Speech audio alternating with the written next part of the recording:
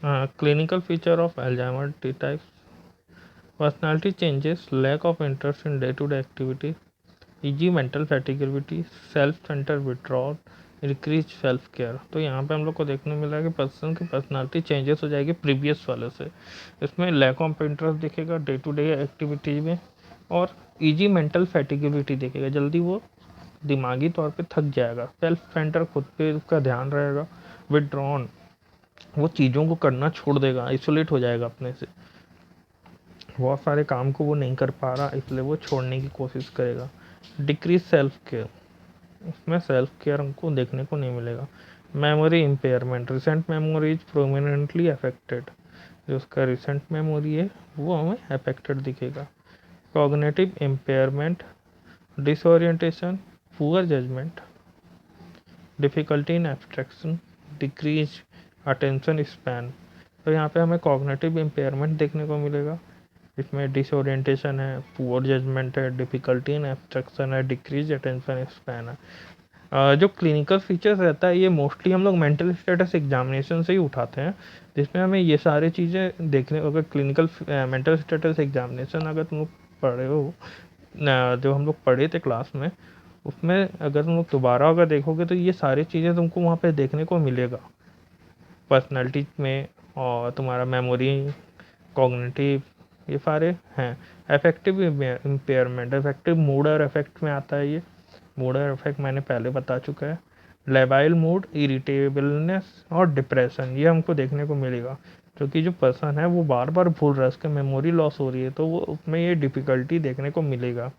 इसलिए उसके मूड में भी ये हमको देखने को मिलेगा। Behavioural impairment, stereotype behaviour, alteration in sexual drive and activity, neurotic और साइकोटिक बिहेवियर। तो हमें यहाँ पे बिहेवियर में चेंजेस जो देखने को मिलेगा, स्टीरियोटाइप है, अल्ट्रेशन इन सेक्सुअल ड्राइव और एक्टिविटी, और न्यूरोटिक और psychotic behaviour. Neurological impairment, aphasia, apraxia, agnosia, seizure, headache. अगर इसमें से कोई भी चीज़ अगर तुमको समझ में नहीं आ रहा है तो तुम क्वेश्चंस कर सकते हो मुझे। मोस्टली ये सारी चीज़ें तुम्हारे बुक के ग्लॉसरी में मिल जाएंगे। फिर नेक्स्ट है catastrophic reaction, agitation, attempt to compensate for defect,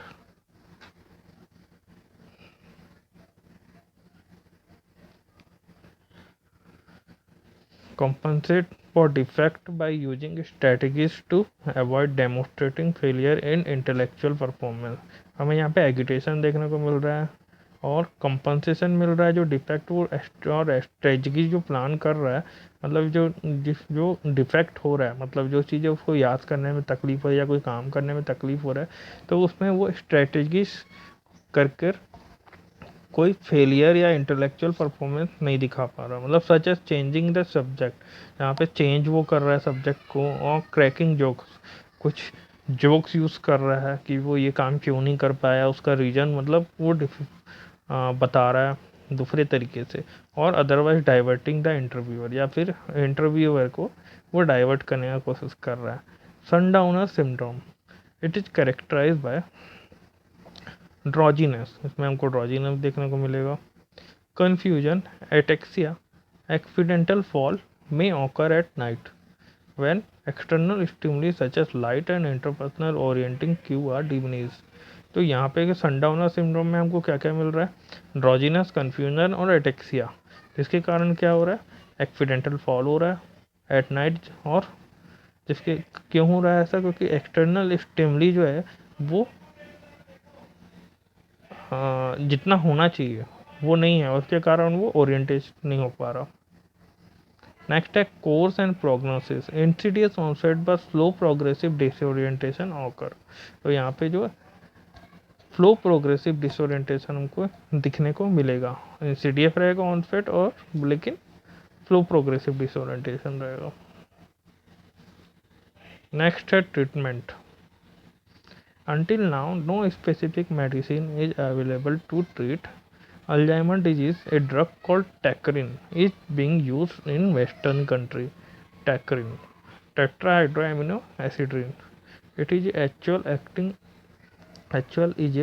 a long acting inhibitor of acetylcholine and also delay the progressive of illness. progression of illness. The following drug may be some use in causing symptomatic relief.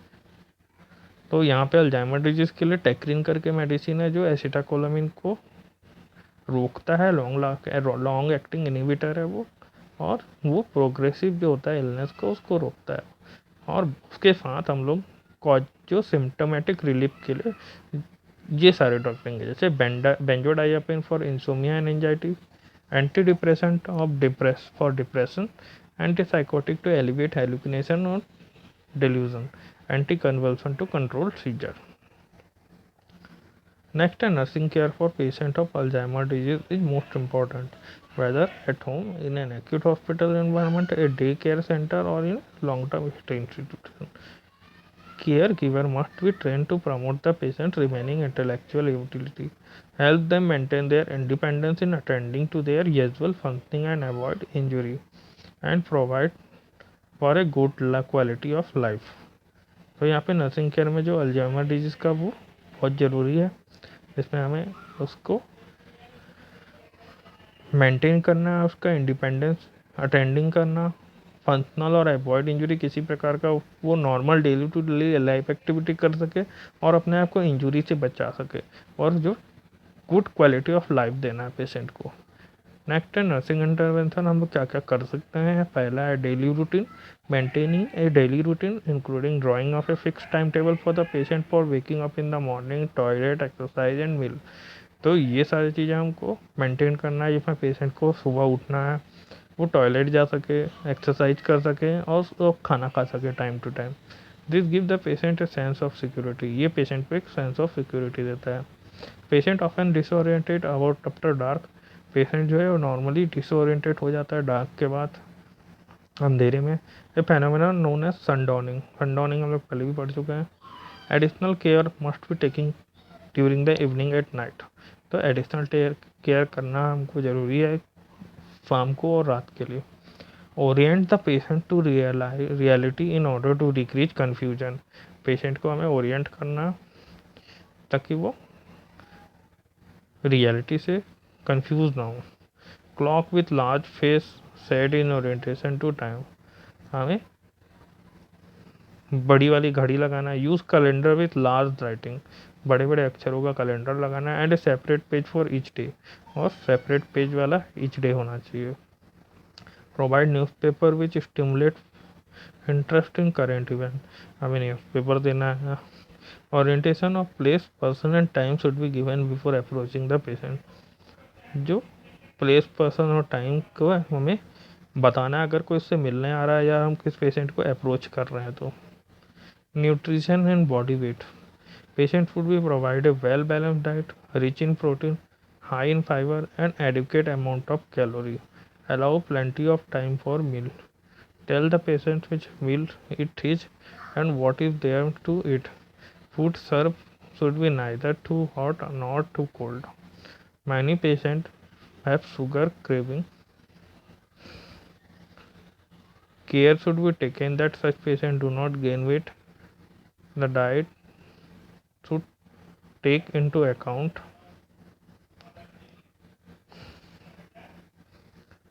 other medical illness which require diet modifications such as diabetes or high blood sugar. Semi-solid diet is the safest while liquid are the most dangerous as this can be easily aspirated into lungs। तो हमें अब nutrition और body weight पे ध्यान देना है, जिसमें patient को वेल बैलेंस डाइट देना है। और हमें ये भी देखना है कि जो सेमी सॉलिड डाइट अगर हम देंगे पेशेंट को, क्योंकि वो एज पेशेंट है, तो वो बेहतर होगा। और लिक्विड डाइट जो है वो चांसेस है कि वो एस्पिरेट कर ले। और साथ में हमें पेशेंट के जो अदर जो सिम्टम है, हाइपरटेंशन, डायबिटीज़, इन सब को भी लेके चलना है। किसी प्रकार का मेडिकल कंडीशन है तो उसके अकॉर्डिंग डाइट को मॉडिफाई करना है।